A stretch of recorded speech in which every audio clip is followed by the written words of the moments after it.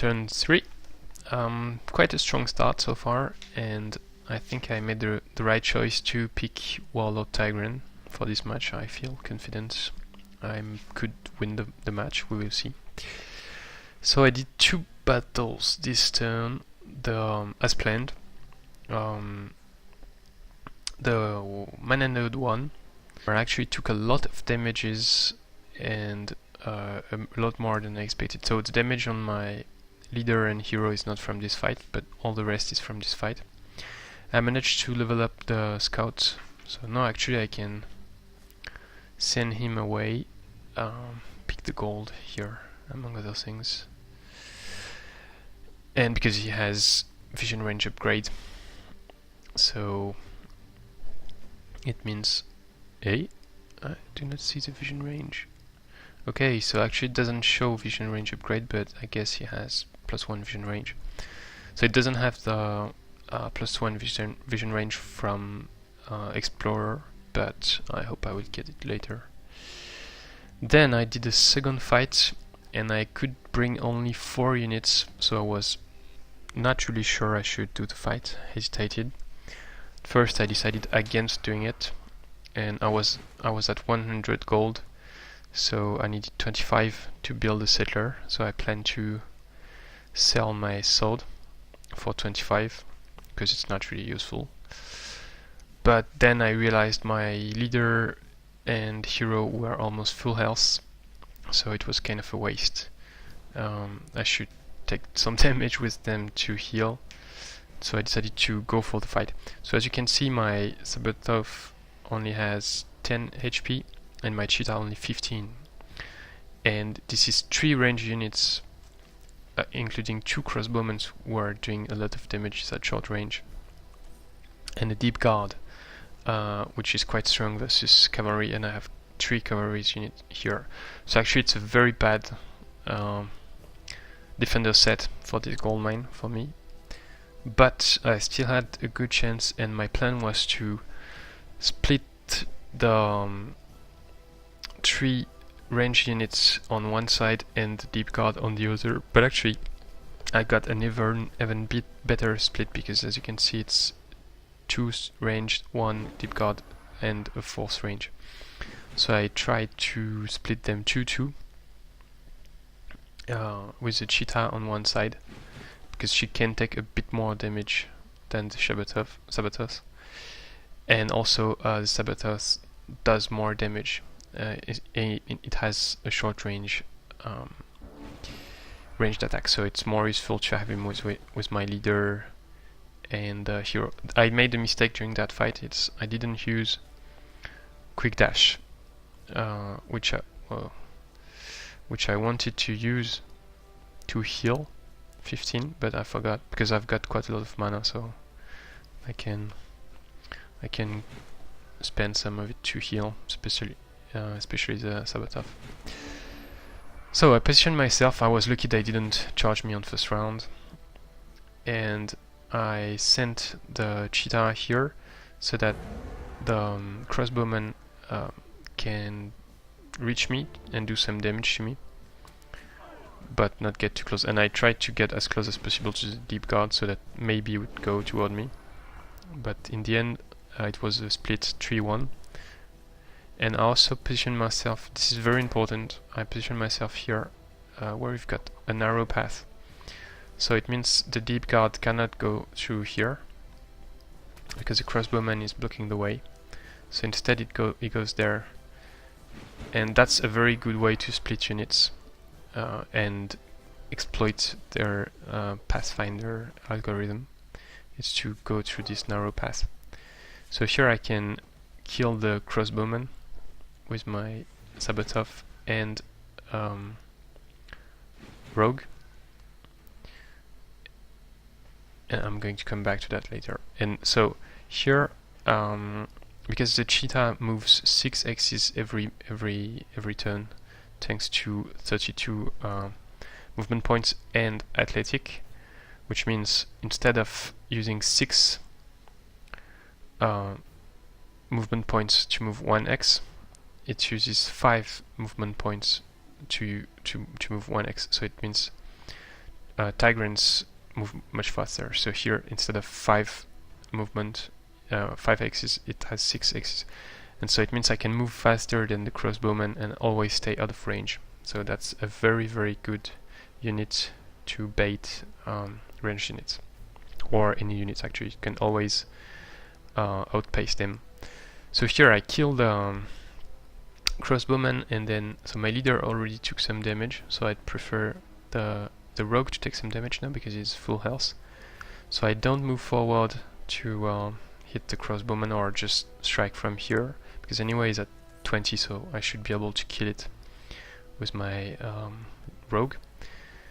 And I don't move too close, then I would get in range of the Deepguard, so I just stay there and guard. So that I've got 14 defense, he has 11 defense, and then the Prospector does damage on the rogue because it tries to optimize damage, except if it can kill a unit, and here it can't. So now I can just move around, and keep the Deepguard busy and kill the Prospector. So I'm trying to maximize experience as much as possible, but doing a bit too much damage, more than I would like to, actually. So here I'm just trying to farm some experience from the Deepguard and kill it also, because actually with all these obstacles in the middle, it's nice to turn around and be able to do some ranged damage without being reached by the Deepguard, but at the same time it means I'm doing really low damage. So actually I've got some difficulty to kill the Deepguard, doing just 4 damage, 2 damage every turn.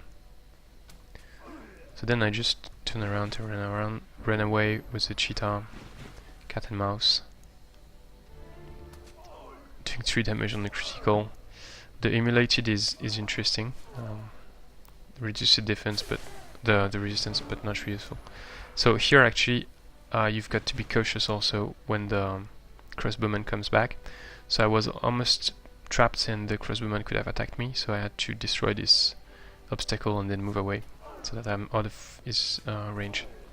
And then here I can kill the Crossbowman using all my units to avoid taking damage, and also good experience farming. And then eventually I finish the Deepguard. So that's really a big advantage of the Tigrans. They have really high mobility. So I leveled up with my leader and my rogue. So my leader, I'm taking field medic. I should have done things a bit differently. I sent my leader to clear the gold mine, so then I didn't have enough movement points to move back, and I could have moved back here, and but then I would have had actually another unit on the gold mine, so not really a solution. But could have healed this guy who is really low on health. But then I'm going to heal this army. And later on I do my best to keep my leader with the rest of my troops to heal them. And so for my rogue, I've got nothing interesting at level 2. Level 3 will start getting some interesting stuff. So I think I'm going to take Cloak and Dagger 1 to be able to cast Quick Dash twice every turn. And next turn it will be especially useful, because I will have 1, 2, 3 fights. So I hope I can take the outpost next turn. So now I've got enough gold and I'm getting a builder. I don't have enough gold to rush it, because if I sell my sword it's only 25. Oh, 20, sorry. Oh, it's even 20, it's not even 25. So before I was at 105 actually, not 100.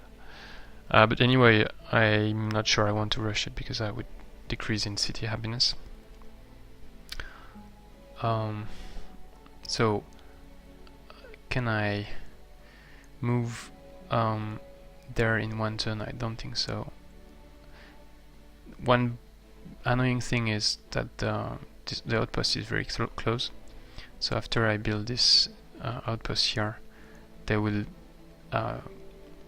obstruct each other, and slow down their growth. But I don't expect the game to last very long, so I need to settle as fast as possible and just go for quick gains and don't plan for long-term empire building, because it's a tournament size map, it's not that big.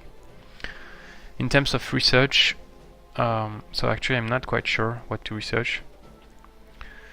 Off the beaten path, interesting, but I'd like to get the other explorer abilities. Death March definitely useful, but then it's 7 turns. Produce Monster Hunter useful too, and the rest naturally that's useful. But I'd like to unlock some of the combat spells from Warlord, so I'm really not sure what to research. I'm going to think a bit more about it. Okay, so I'm not sure it's the right choice, but I think I'm going to go for Death March. Then I will have Scott Death March to use, which would probably be quite useful. But it's 7 turns, but at least I'm sure it's something I need. Whereas the other abilities I'm not sure, the other skills. So let's go for this. I just noticed there is a cave entrance here. And above ground my cheetah is just almost above it. So the 2 cave entrances are quite close.